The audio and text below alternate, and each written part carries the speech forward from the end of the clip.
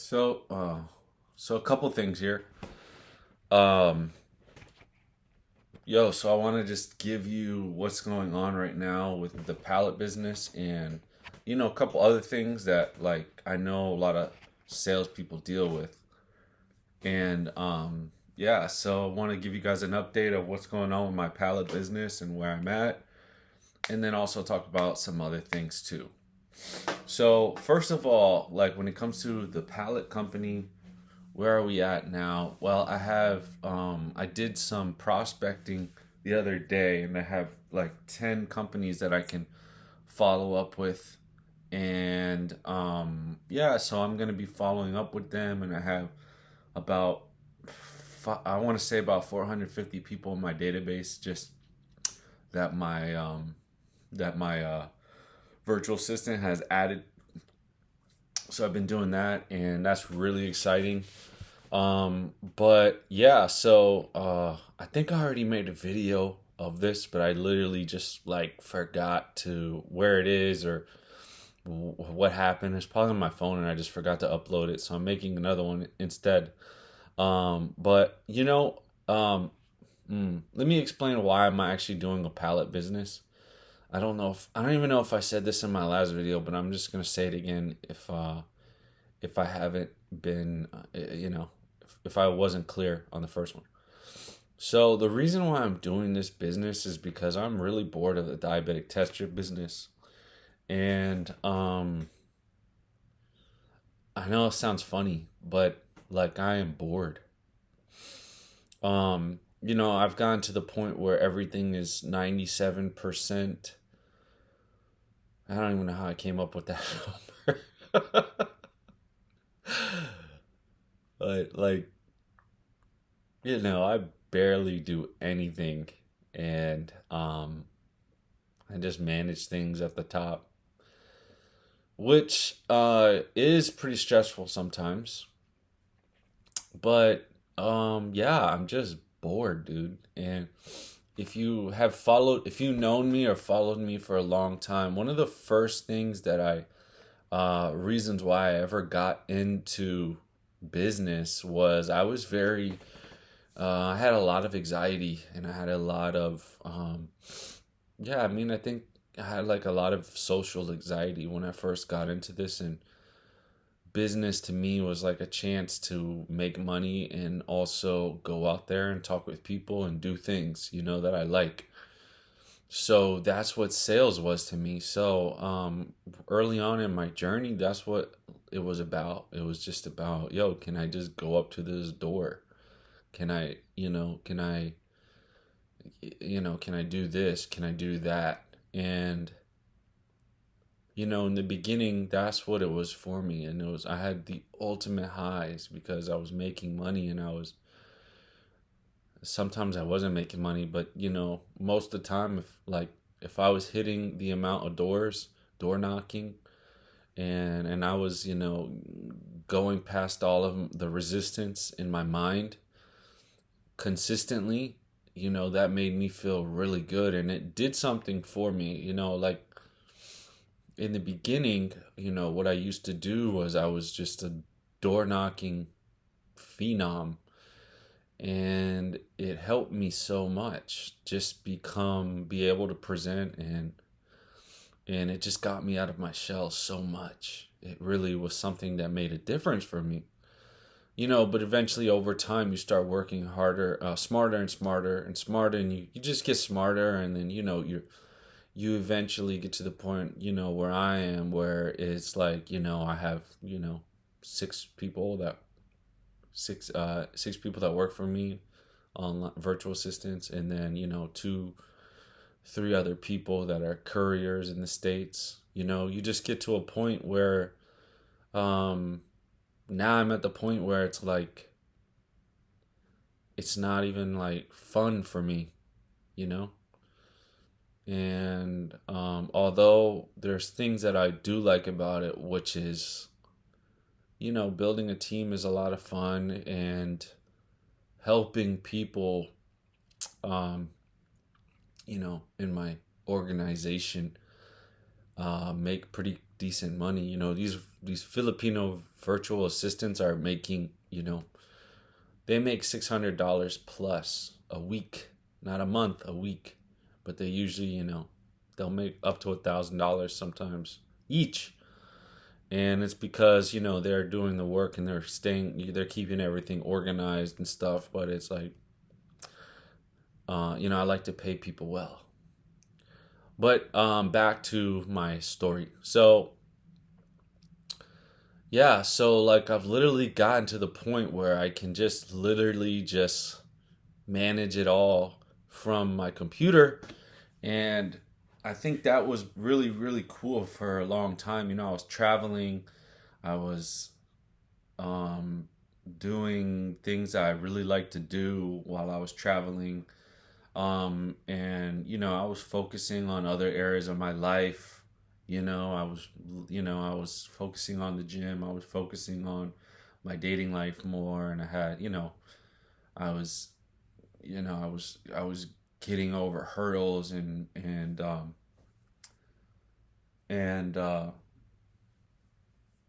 yeah, and like that's where it just all comes down to. It's like I'm at the point where I was like, I've done so much self development for myself.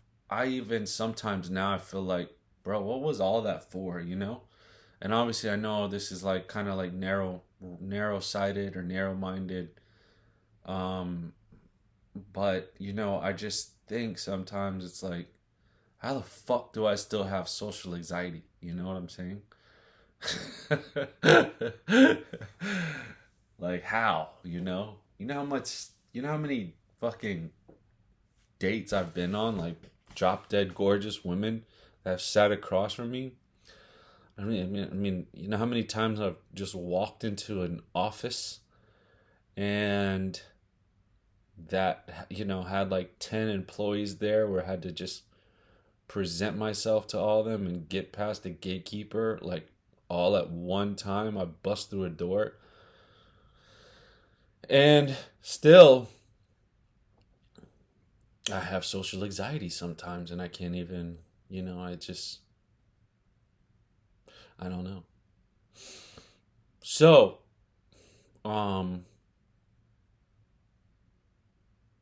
am I going with this? Oh, I'm starting to really like, I guess now because I'm like really being more social and, I'm also starting this business nowadays. So it's causing me to get out of my comfort where I am in my, in with my business, and I'm having to meet new people and make new connections with all these new business people, and I'm being social and stuff like that. And I think because I've been operating inside of my comfort zone, and it's a nice comfort zone, I can make a lot of money doing it. And I can do a lot of things, and what I'm focusing on now is being able to really how do I say this? It's kind of like just drop the facade, because as a salesperson, it's easy to put a facade up, and it's very easy to, not easy, but it's like 99% of people do it. Most people just have natural facades that they put up in the world, and they use the facade, and this is how they survive. This is their adulthood. This is how they do it. If you look at my videos, you could see how like polished I am when it comes to speaking. You see, and I'm not saying like I'm being fake or anything, but probably some of those times, I use my speaking skills to like really make myself look better than how I was feeling. And this is a common thing, How many times are we told to just suck it up and, leave your feelings at the door? Those kinds of like expressions, don't bring your emotions into work. understandable, like there's a time and a place for that. And so I completely get that. I completely understand. But sometimes it's pretty interesting because I think a lot of this whole, what I've been up to, I think there's still parts of me that like I haven't really uh hmm there's parts of me that I haven't really worked on authentically. And I think because I'm able to sell, because I'm able to coach people, and I'm good at both of those things, I can, I've helped people make six figures, help people through other things in their life. And I'm good at that. Like I'm really good at those kinds of things. Um, but so like yeah, so I mean it's a pretty interesting place I'm in, right? And anyways, I guess long story short, with all that stuff, is I think that I've really put myself into a real comfort zone. And like it's a great comfort zone actually for a lot of people. I think it would be like phenomenal comfort zone for many people. This fucking Airbnb costs $4,500 a month. And I could comfortably make that payment. And but it's ridiculous to pay that much money a month for rent. Anyways, I say all that? What I'm trying to convey to you is like most people would be like, "Holy shit, this guy's got a great life." But for me, the original reason why I got into all of this stuff was, how can I shift? How can I authentically express myself? How can I do that? And I really don't know where this video is going, to be honest. I'm just talking right now, guys. Uh, how can I shift? That was what it was about for me. And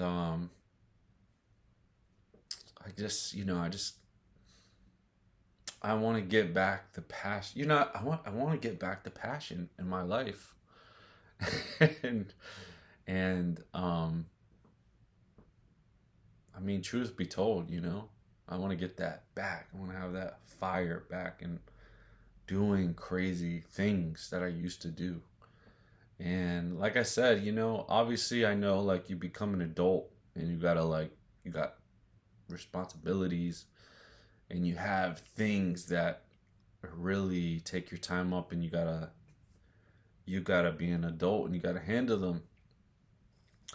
But I think I've gotten to the point where um, I am very comfortable, and I can pretty much have anything.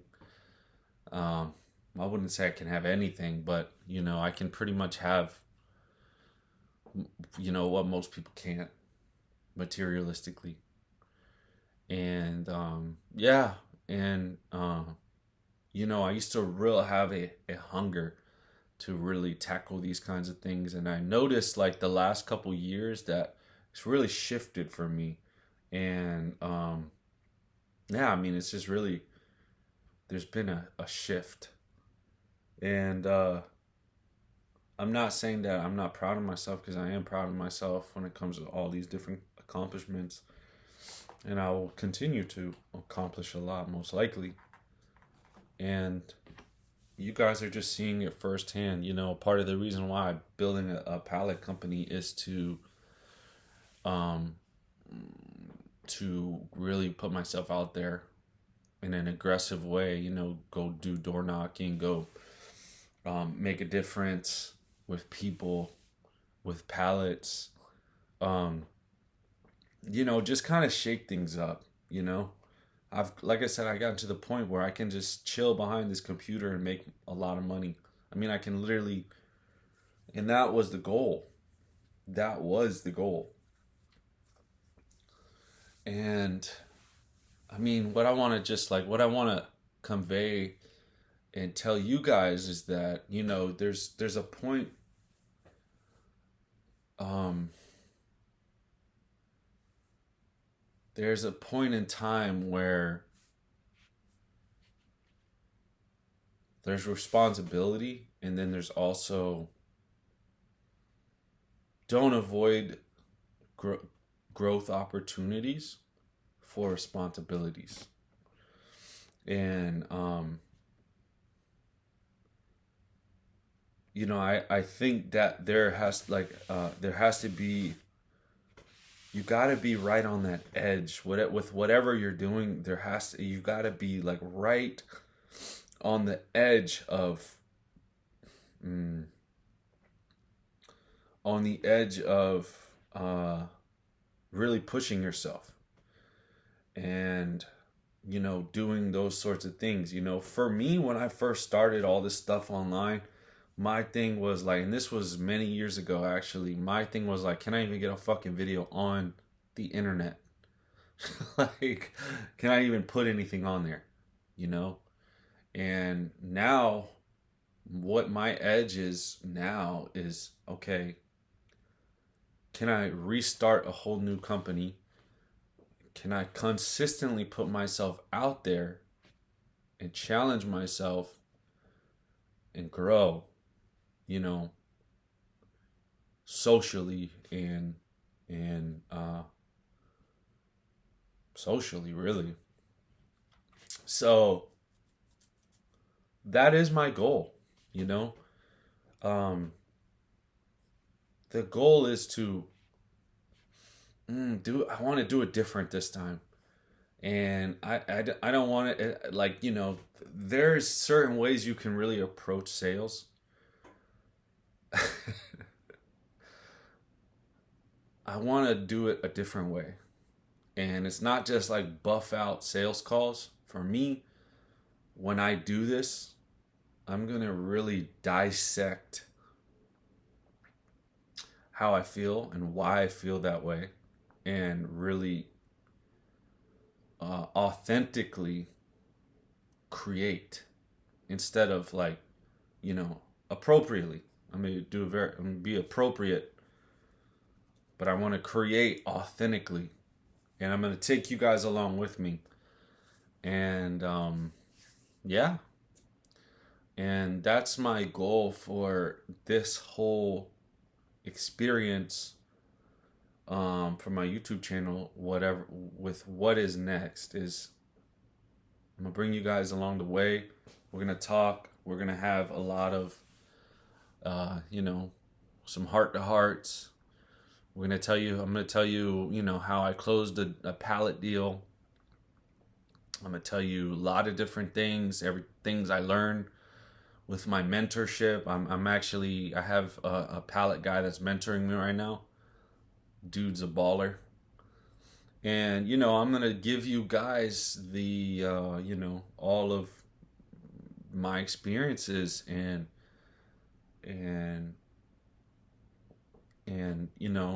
the tips and tricks when it comes to pallets and stuff. So that is one of my goals, is to, in a nutshell, really be more authentic instead of being a sales drone. I think it's so easy for salespeople to really, like, just tell other people how to be a sales drone. And this is like very advanced. So like, if you're a beginner, you probably don't want to listen to this about sales, because sales is all about repetition and beating that phone up, or beating that phone up, beating that CRM up. You know what I mean? It's all about repetition. But there's like an advanced level. It's like when you know the scripts, you start to make it authentically yours. And that's what we're talking about right now, is like, okay, how can you make the sales script authentic to you? So don't take this video as if I'm talking to you about how you just need to be authentic when you're in sales. In the beginning with sales, you need to know the script, and then when you've done it so many times, you can start tailor making it tailor made to your attitude and your different quirks and your different things. So, it takes time. So if you're watching this, don't take it as that. But yeah, so what I'm going to be doing this time is I'm going to be like really authentically building this business, and it's going to just be a different experience, Like, I don't know if anybody else has ever done anything like this, but I'm going to take you guys along with me. I'm going to share the tips, the tricks. So you're going to get some heart to hearts. You're going to hear about some of the problems that I'm having. And, you can chime in, and if you have solutions, comment, whatever. So that's really it, guys. I hope you're doing well. And all my links are going to be in the description. If you want to purchase any courses, you are encouraged to. And I just want to say, 2021 is going to be a huge year for, me and all of us, really. And I'm going to, it's going to be a great year. So, so really that's that, guys. And like I said, all the links will be in my description. If you are looking to get on the phone with me, if you're looking to buy some courses, I'm not taking anybody. I'm not mentoring anybody. I do have 2 students that I'm mentoring right now, and after them, I'm just gonna take a break on mentoring people in general. So you're gonna have to be a real special person for me to actually consider you to mentor you in creating a highly profitable online diabetic test strip business. Like, you're gonna really have to impress me. So, or I gotta really, like you and really feel like you're gonna work it and do it to it. So, pretty much that's it, guys.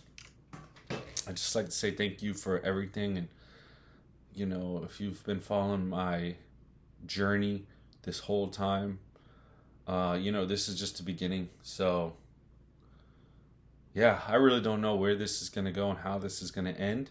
But, I hope you guys stick with me, and see you later.